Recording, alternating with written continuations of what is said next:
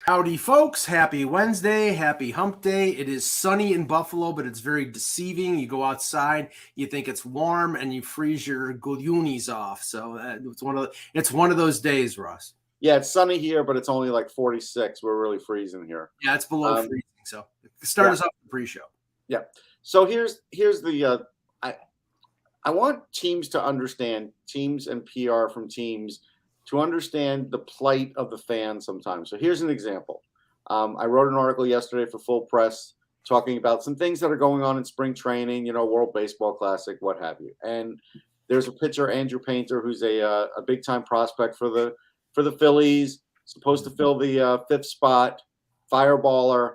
But days ago, and it's probably been about a week and a half, it was announced he had a tender elbow. They never gave a timetable. They just threw that out there, right? And so this is, of course, 2 days. This is the 19-year-old kid. This is the real one. Yeah. So then this is 2 days later. Of course, Scott Boras has to talk. And really, he doesn't say anything other than, well, this guy's really great and blah, blah, blah, but nothing on the condition, right? So I'm sitting with some Phillies fans, and I bring up Andrew Painter, and I said, they won't even give a timetable. So I'm pretty sure he's not in the running anymore for the fifth starter job. And they're going to announce at some point that rest isn't good and he might need something else. And, one of the fans looked at me and said, that's interesting because I didn't know what the condition was. And I thought maybe I had missed it. Maybe, and that's the thing. When fans want to follow teams and you want them, and you're a club and you want them to follow teams, you want them to buy your merch, you want them to pay the ticket prices, you need to give them information about the players they are following. And again, like nobody in Philly has any idea what his real condition is. And the media is mad at the Phillies, and I don't blame them because it's like at some point you have to have some transparency. Well, the information is like currency, Joe. And the thing is, I think we find along the entire spectrum of professional sports that the teams are being more parochial, more guarded with their information to the point that they're cutting out the press in some instances. And I think the fans are losers for that.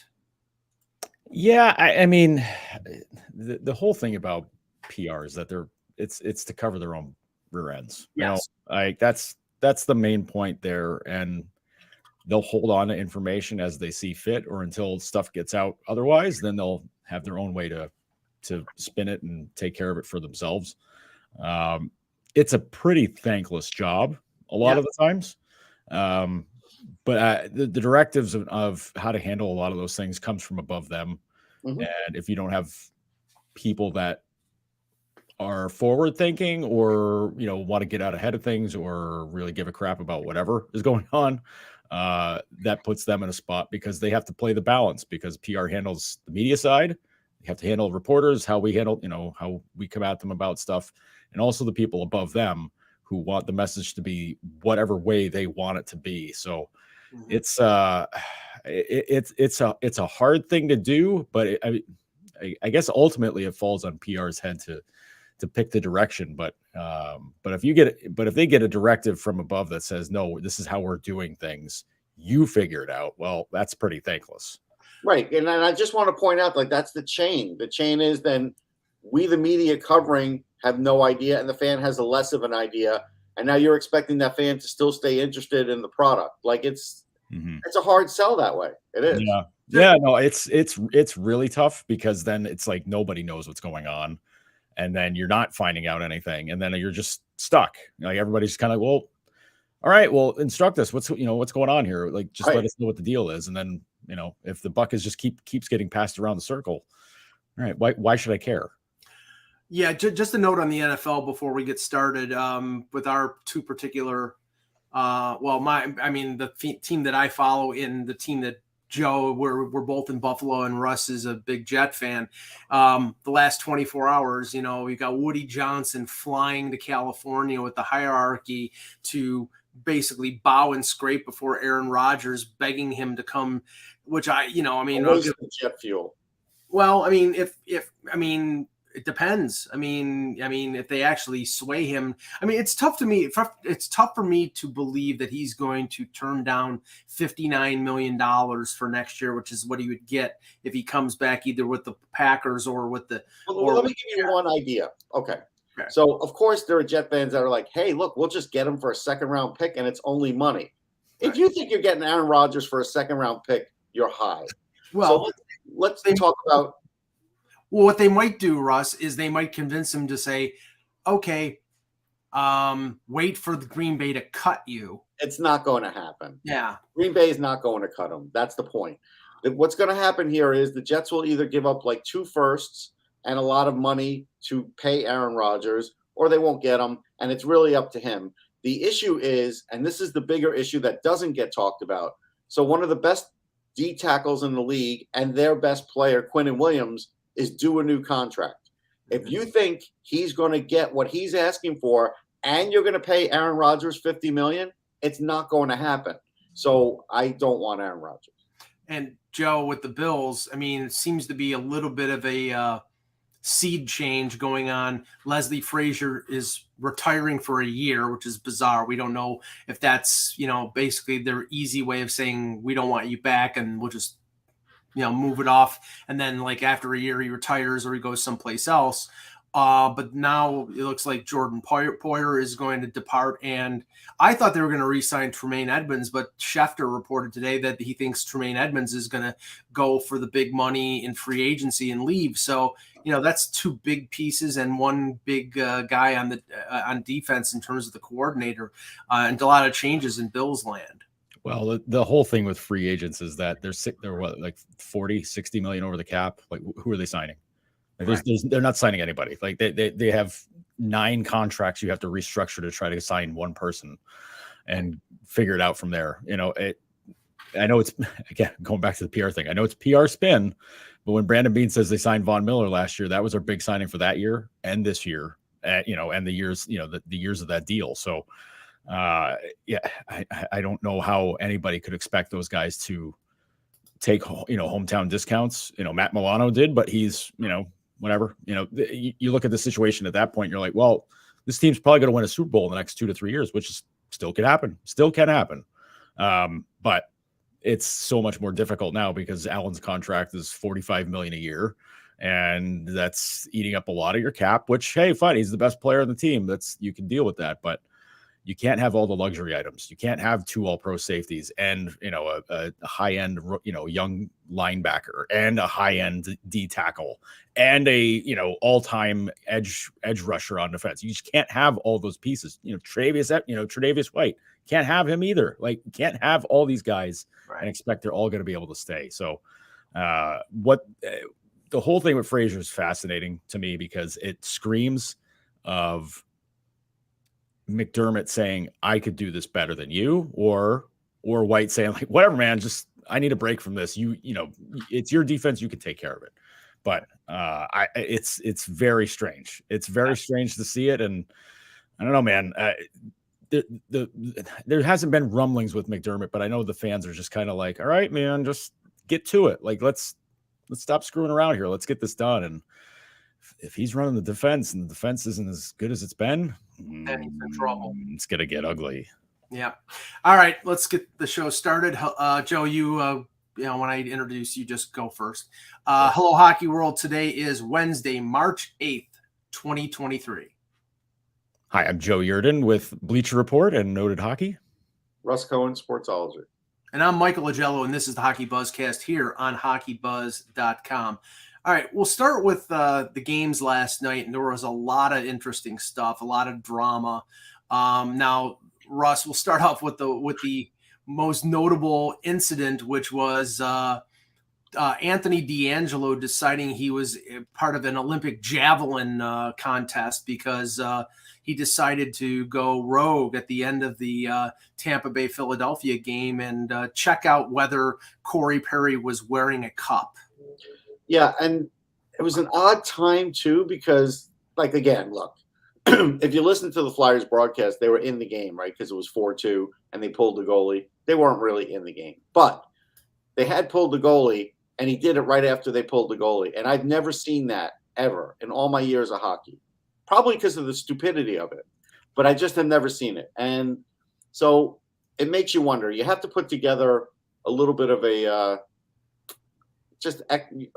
connecting the dots here. So a couple days ago, we see Tony DeAngelo attacking people on Twitter, defending Chuck Fletcher. He did it on Twitter. He did it on Instagram. This is usually the start of the Tony DeAngelo fire that usually happens once a season, twice a season, which I warned Flyers fans it would, and has happened everywhere he's been. Maybe not Carolina. Carolina, for some reason, kind of kept him in check. So it happens.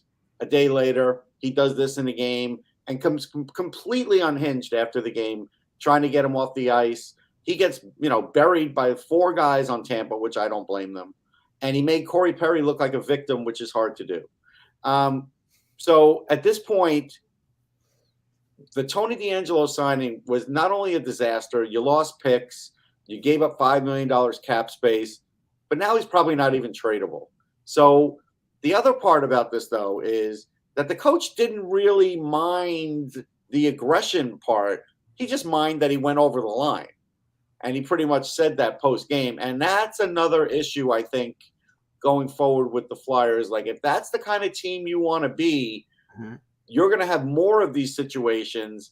And I got to be honest, there may have been a time that fans enjoyed that. They don't enjoy it anymore. Well, I disagree, especially the Philadelphia fan base. They enjoy now, Russ, what they want is a successful team. And Joe, like I've been saying ever since they hired Tortorella was walking into a disaster zone with the injuries that they had with Ellis and Couturier, with some of the decisions they made in terms of signings, like re-signing or like signing and extending Kevin Hayes. And, this was not a team where Tortorella was stepping into one that he had to make a couple changes and get them on in the right direction. This was a rebuild. And the way I think he's acting right now and the way the team is right now, it's almost like he's bought into the tank because they're not going anywhere. They just seem really disorganized and directionless. Well, I said before, even he got hired by Philly, that of all the jobs that were available over the summer that might be attractive to him, and I said Philly was the last one he should be looking at because things were clearly going in a direction that it would be very difficult to pull them up out of. And now, with that roster and, obviously the injuries and everything like that, it's so much more difficult to put that together when you're trying to instill a whole, like a different game plan, a different mindset, everything that is towards hockey. He's trying to put into place there after, X number, however many years it's been where it's not been anywhere close to that. And part of that is figuring out who his players are, like who the guys are that will go all out for him.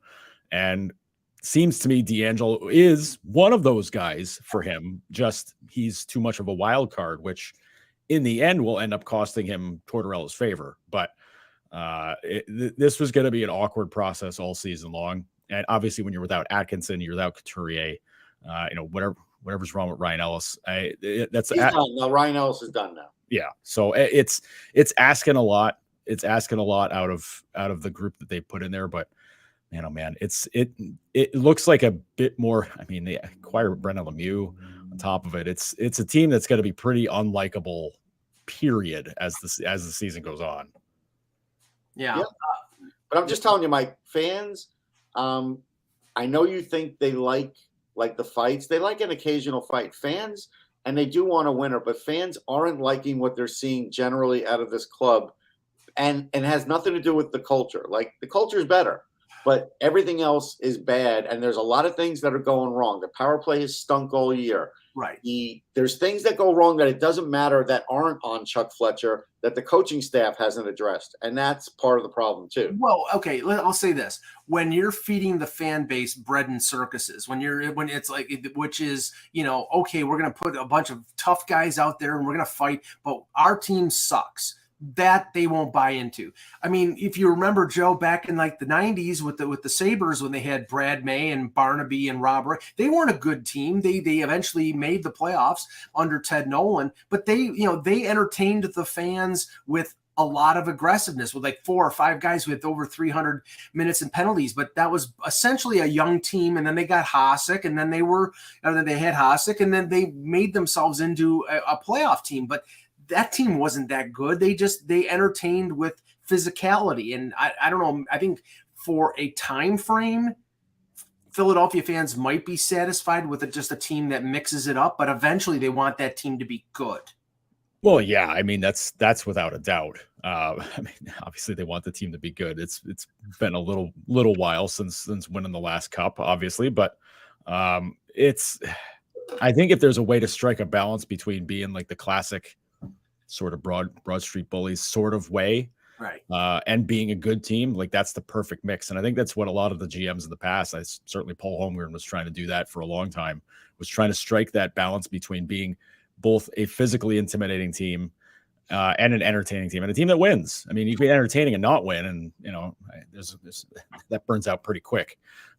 But it's harder to do that now because so much of the harder physical play comes with a big rat tendency and just a really unlikableness to some players. I mean, people hate Brad Marchand sometimes for really good reasons, but I mean, Jesus, he's a 35, 40 goal scoring guy. So you're like, whatever, the guy can do that as long as he keeps, scoring goals. Dahlin's kind of picked up that way in Buffalo a little bit. Like he can do that because he does what he does.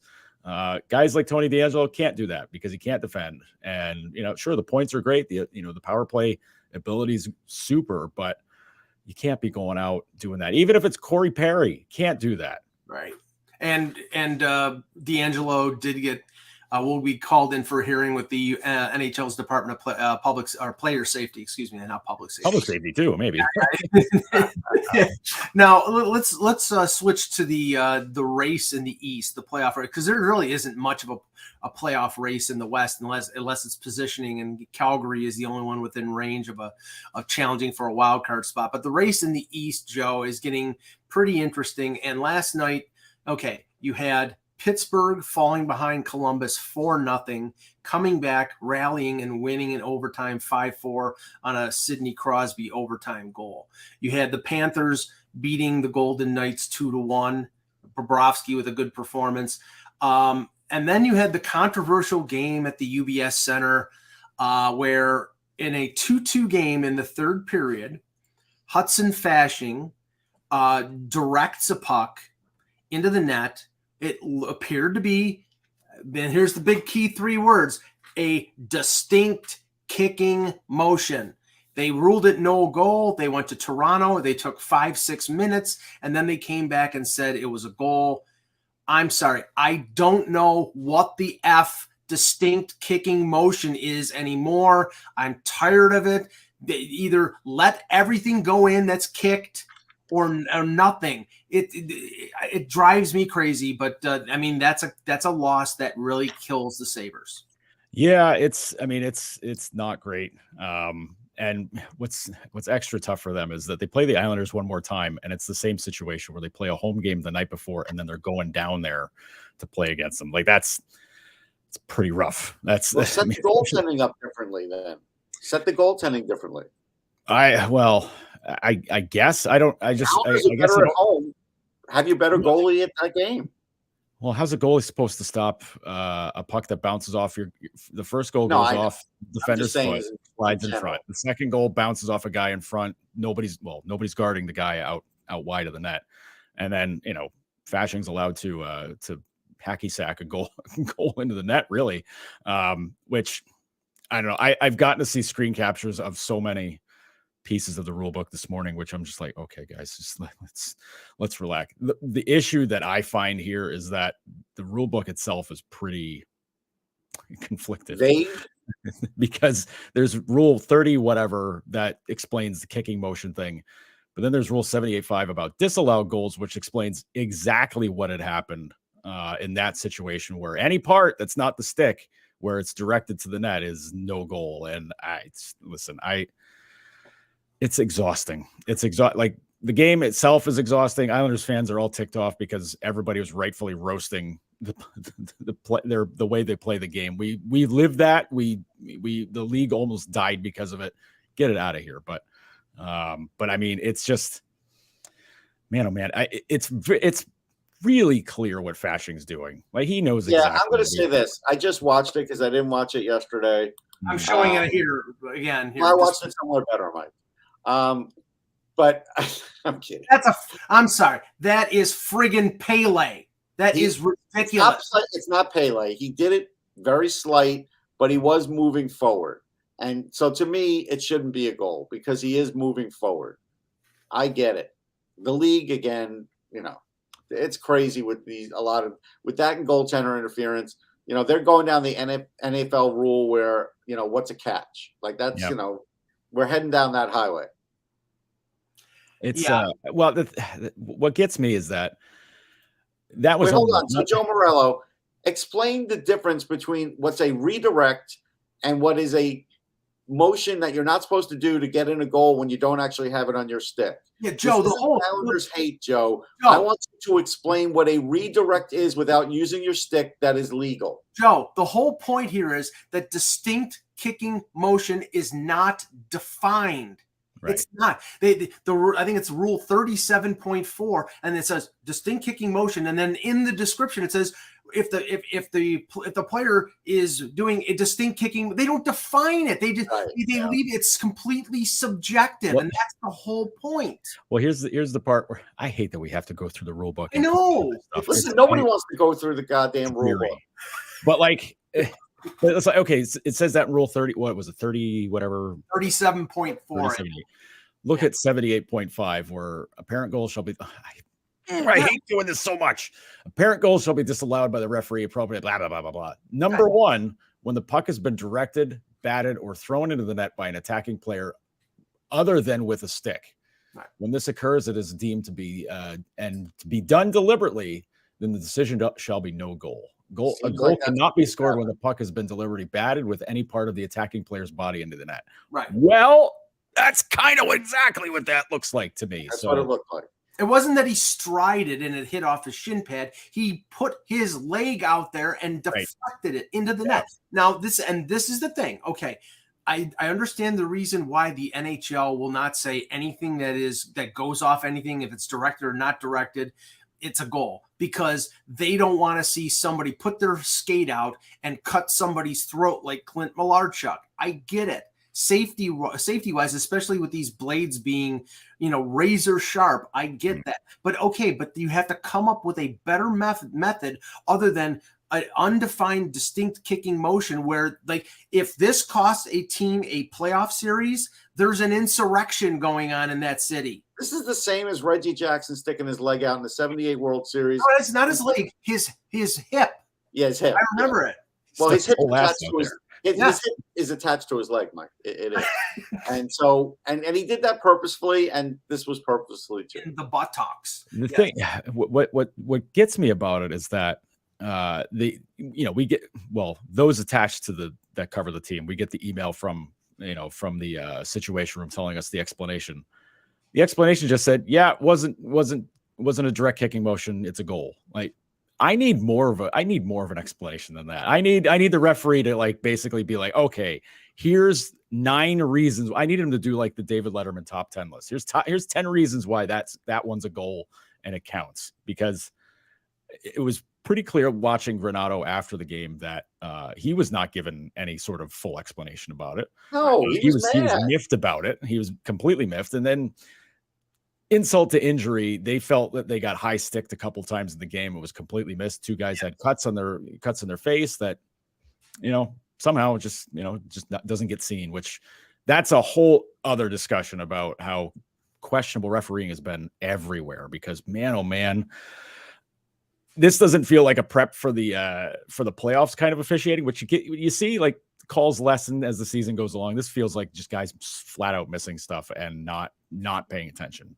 Yeah, I feel like I've seen that in a few games recently. So this is the crew that gets sent and does the Calder Cup playoffs instead of doing NHL playoff games.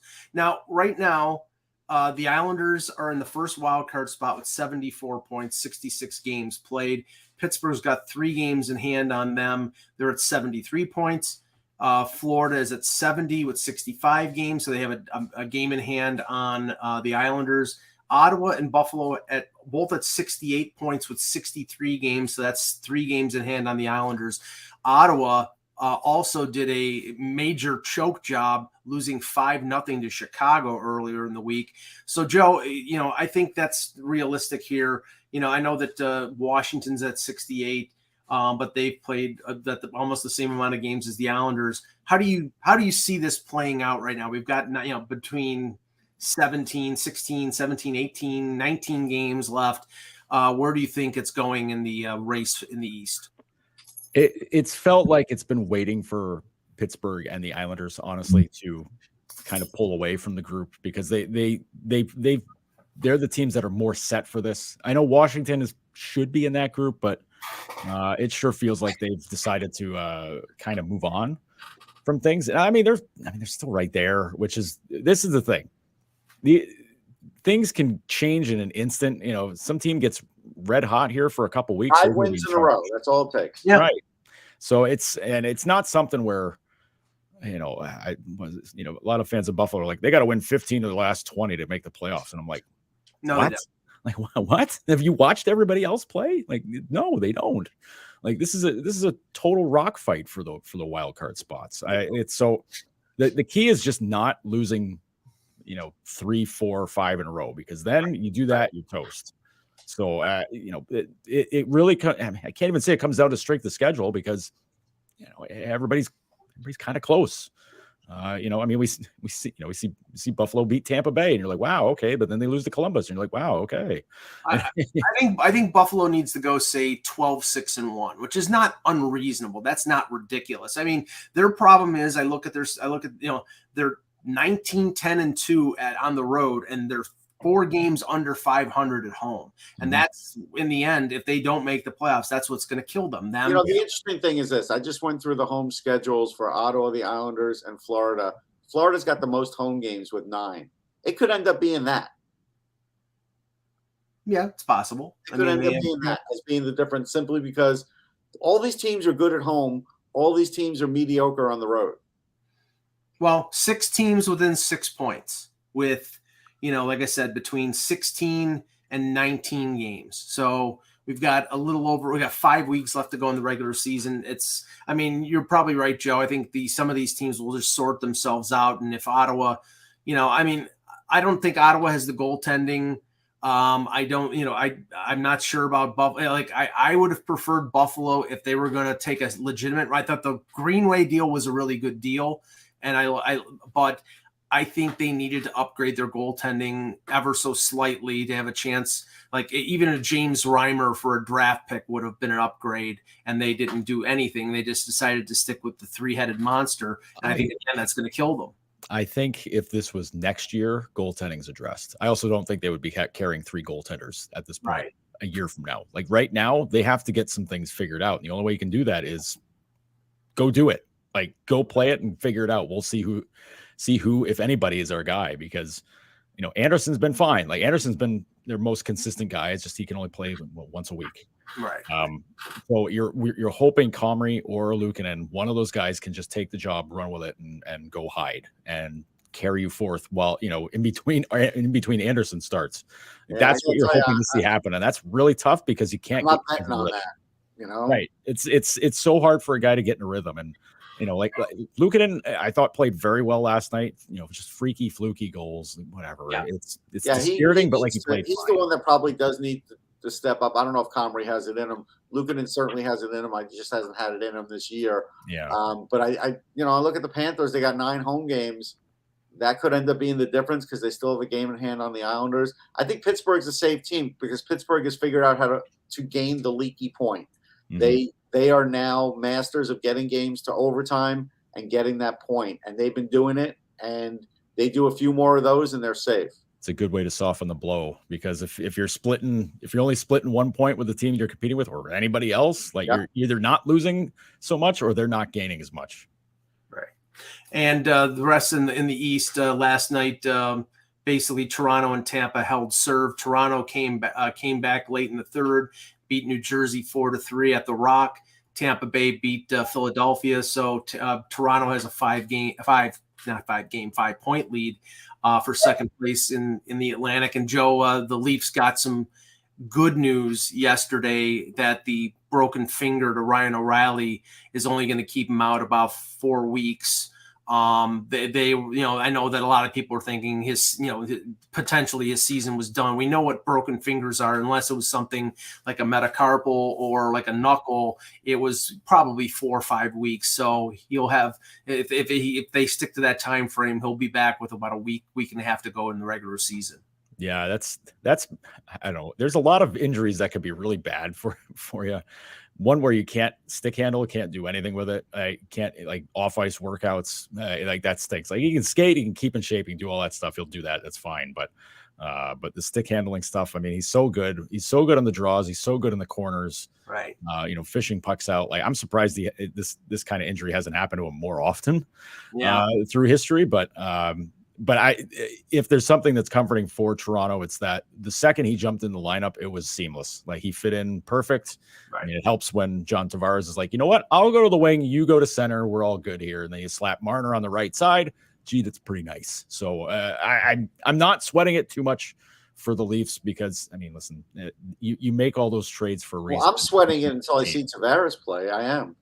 Well, yeah, I mean, we talked about that yesterday. He took 2 big hits in the game against Vancouver, and one of them was reminiscent of the Corey Perry thing in the playoffs, where Tyler Myers hit him, and as he's going down toward the ice, he hits the knee of another Vancouver player. So he practiced on Monday. They're just being careful. I think they're being wary of concussion symptoms. They've got a lot of time, but that's a very slippery slope when it comes to him. And he's not feeling himself. That's not what you want to hear. Right. Exactly. So, I mean, we'll see what happens if he plays on Saturday against Edmonton. But I mean, that is a potential situation, a little scary thing, but that's one of the reasons why they made all these trades and acquired a lot of depth. It's not the best situation to have Sam Lafferty as your number 2 center, but he actually played pretty well yesterday in a pinch. So, that's Sam Lafferty, Mike. He's the most overhyped guy in this trade deadline. I agree, Russ, but I mean, okay, for what they originally intended him to be and what his role likely will be in the playoffs, he's an upgrade. He's a 4th liner, but if he is a 4th liner who can play 11 or 12 minutes, that's something that's valuable, but you might as well make him a 1st liner the way you're talking about. No, Russ, they just had 2 injuries. They had no other choice. Okay. They're not going to slide Willie over to center again? No. They know that he can't handle the defensive responsibilities yes. And as speaking of Nylanders, Alex is back up in the show. Yeah. He got a point last night too. First point since 2020. So Russ, they apparently at the game last night in Pittsburgh, when they were down 4-0, they were chanting "Fire Hextall." Yeah. Again, I'm going to say this for the last time. Hextall has done nothing wrong with the Penguins season. You're on track to make the playoffs. You have an aging core. You have a cap situation that's barely manageable, but it's manageable. He went and got what he needed at the deadline, whether you thought that he gave up too much for it or not. I don't know what else any other GM could do in this situation to make this team better in your eyes, so you don't complain about it every day in the media and probably in water cooler talk. I don't get it. It's been the whole thing, like it seemed to blow up out of nowhere. And maybe it's just because there's a lot of very good Pittsburgh reporters that are just kind of like, man, this stinks. This is an awful situation. Yeah. And you're looking at the moves that are made and you're like, I don't know how much this really addressed a lot of the problems, which, I mean, again, the cap, you can't address everything. You can't, mess with everything. You can if you're Toronto, if you're just moving big contracts out all over the place, which is, Pittsburgh won't do. But it was just something that's like, they're in a funk. Let them get out of the funk and see what happens. And then go from there. There's too many good players in Pittsburgh that can still play very well to let it just fester. You gonna tell me Sidney Crosby's going to let bad stuff fester around the room when they're trying to get in the playoffs? Not a chance. If I'm Boston and, you're having a season for the ages and everything is going right, the last team I want to see in the second wild card is Pittsburgh with Right. all their championship pedigree. If Tristan Jarry gets hot and they have guys who have won consecutive Stanley Cups like Letang, Malkin, Crosby, they're not going to be intimidated by anything. If it wasn't for Louis Domingue having to play again, they would have beaten the Rangers last year. So I mean, that's a team that's scary. So okay, let's look at the West, and we can pick out specifically what teams we believe in, what team after the deadline, what teams we don't believe in. Now I'll cheat a little bit here because I believed in this team before they made additions at the deadline, but I'm still, even though they've had a slump recently, I'm still a believer in the Dallas Stars, Joe. They added Dadonov, they added Max Domi. That helps their sort of secondary scoring. It's going to come down to that big number one line with Hinson, Pavelski, and Robertson, and Ottinger playing the way we know he can play. But that's a really good team, and they did add at the deadline to help their secondary offense. Yeah, it's weird because looking at what the playoffs and looking at the big picture of getting to the Stanley Cup and winning the Stanley Cup, they didn't really make a lot of moves. Like, Dadonov's a nice, just fill in your back, the back end of your scoring with Dadonov and Domi. Like, okay, I get that. And I was left a little bit unimpressed by it, but you know what? Nobody else in the West made any big moves. Edmonton kind of did, sort of, I guess. Getting Ekholm really figures out their defense. But who else in the West was really making moves to go for it? Vegas. I mean, Barbashev, that's a great addition for him. But I mean, they didn't go crazy with the deadline and just make 3, 4, 5 moves to address things. Like they just did. They didn't, and they can't. LA, Gavrikov, nice. Korpisalo, whatever. I guess any goaltending is better than what they were doing, but they invited a lot of very negative karma about how they treated Jonathan Quick. But it's Winnipeg, Nino Niederreiter's a nice ad. Like that's the thing. But like nobody made those big splash moves like the teams in the East did. It seemed like 4 or 5 teams in the East said, no, we need to get there now, and we got to survive the first 2 rounds of the playoffs. So Dallas has shown to be a little bit streaky here the last month. I think they went on they lost 5, 6 in a row, and then they've won like 5 of the last 6. Right. Which one's the real team? I think it's closer to the team that's won 5 of 6 because Ottinger is very, very good. And I think when you get into the playoffs and things tighten up a little bit, oh boy, if the Ottinger that showed up against Calgary last year shows up in the playoffs for this team, they are going to roll through the West. Russ, I mean, is there a team specifically that you believe in more or believe in less after last Friday? I believe in Colorado more because I see the signs of them getting better. They're playing better. They're getting healthier. They added Eller. Which was smart. They could keep Comfort at second C. I told you it's not a problem. He's good on faceoffs. It's funny because they're sort of in the weeds. Everybody wants to talk about Dallas. Everyone wants to talk about Edmonton. Maybe Winnipeg, who I don't believe in. I'll tell you, I don't believe in Winnipeg. I love Connor Hellebuck, but I do fully believe in Colorado. I believe once they get in, nobody's going to want to play them. I believe they're better than Edmonton. I think they're better than Dallas, even though Dallas's record says otherwise. I think all the other teams know how dangerous they're going to be, and I think their goaltending is better than last year. I like Georgiev better, and I like Kemper, and I think he'll prove that.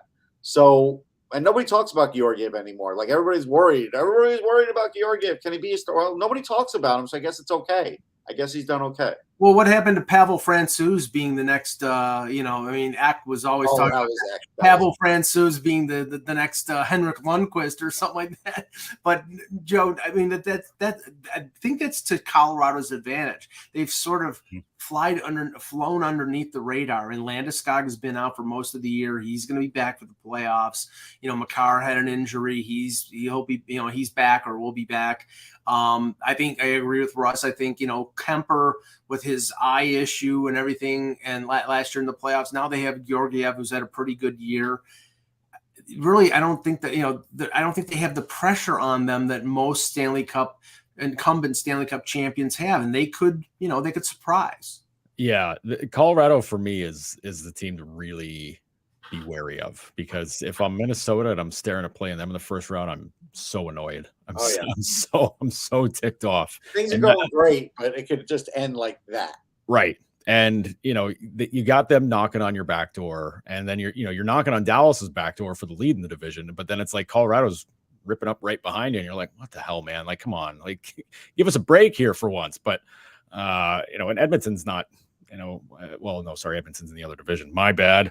But like, Winnipeg's kind of fallen off a bit, but it takes a Hellebuck heater. Maybe they climb back into that spot, but Colorado's looked so much better the last 2-3 weeks, even without Makar in the lineup for a little bit there. I think he's back now, though. He is back now, yeah. But I mean, just before before when he was out, they were still playing very well. And Georgiev is, listen, I do the goalie rankings every month for Bleacher Report, and Georgiev has been consistently in my top 10 for how well he's played. About him, Joe, but I can't tell you how many people in the offseason were like, well, I don't think he's number one. He's not. Oh, I was one of them, Russ. I was one of them. It's because I saw how he performed as, in a backup role. And listen, I know it's tough behind Igor, because Igor's going to play all those games. Yeah, he doesn't like being a backup. He just doesn't.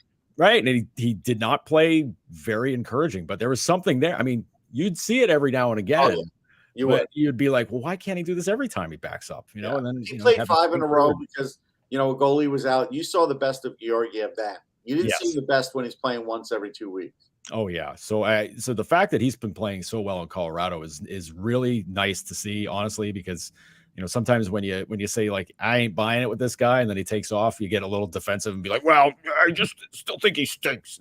No, it's not the case. You just want to be, like cases like that, you want to be proven wrong. And I'm happy to be proven wrong in this one. I'm glad he's playing. Look, I like Minnesota, but I think you illustrated it well. I think they're a paper tiger, unfortunately. Yeah. See, the thing that gets me with Minnesota is that, and I love Fleury, and they're going to ride him, which, it's playoffs. It's what you're going to do. But I wonder if they're going to if Bill Guerin, if anybody should know, it's Bill Guerin, that if there's a point where Fleury's showing you he ain't got it, don't hesitate to. No, he won't hesitate, but it'll be 2 games. He's going to get 2 games. Yeah.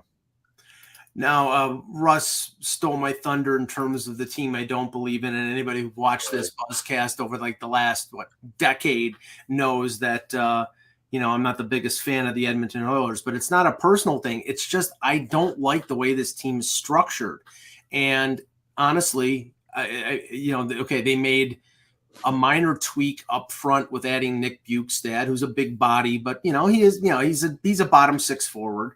But the big move was Ekholm, and I think that was actually a good move as opposed to what they were going to have to trade and draft capital to get Erik Karlsson and try to fit that salary, which I think would have been impossible. I mean, Ekholm's the type of defenseman that they needed, but Joe, they're too McDavid is having a season for the ages. He's clearly the best player in the league, but again, they really haven't developed anything past that line with Draisaitl. Hyman's having a career year. It's such a dramatic drop off to Nugent Hopkins and Yamamoto, and when Evander Kane's not around, now he'll be around for the playoffs, and that helps them. But I just don't believe. And defensively, they're borderline inept. They just cannot play team defense, and they don't get good goaltending. Sometimes Stuart Skinner stands on his head, but if they're going to depend on Jack Campbell in the playoffs, good luck.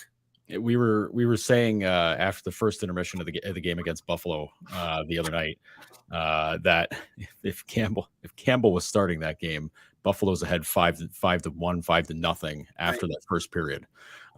Skinner stole him that game, like flat out. He played great. Skinner was super. Still didn't look dominating. Like there's still some plays where you're like, he doesn't know what's going on. He's a little shaky, but it doesn't matter when the puck stays out of the net. But depth has been their problem forever. Salary cap, depth, they go hand in hand. So it's very hard to play player development. Yes. Oh yeah. Oh Jesus. Yeah. I mean, it's not been great though.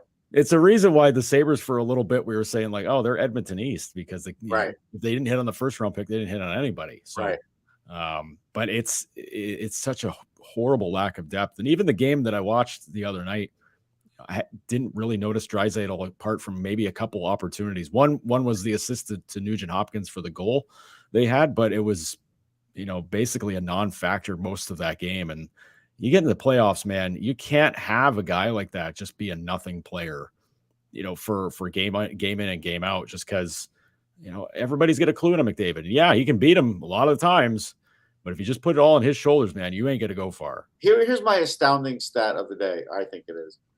Seattle's given up 202 goals. Edmonton's given up 218. I don't care how many Edmonton has scored. When you're in the playoffs, you're not going to outscore people like you could outscore them in the regular season. It never happens.